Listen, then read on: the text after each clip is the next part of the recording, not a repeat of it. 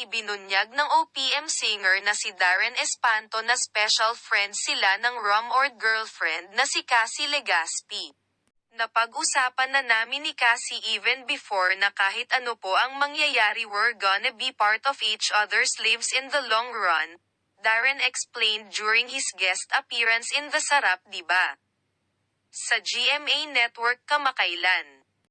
Paliwanag ni Darren matapos hilingin ni Carmina Villaruel, host ng cooking talk show, ipaliwanag ng singer kung ano ang ibig niyang sabihin sa mga special friends.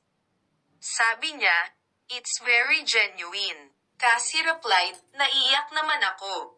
Darren continued, "Everything's genuine, not that was rushing anything happening. Lagi kaming nandyan para sa suporta ng isa't isa.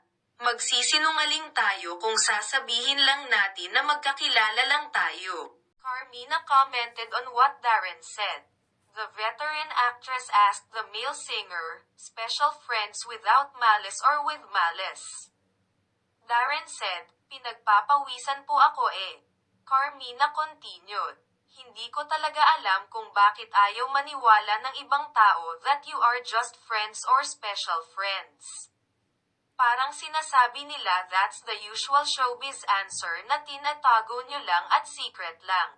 Darren said, "It comes with our profession sa industry natin. You have to give answers at saka lagi naman nasa sagot kapag tinatanong po kami.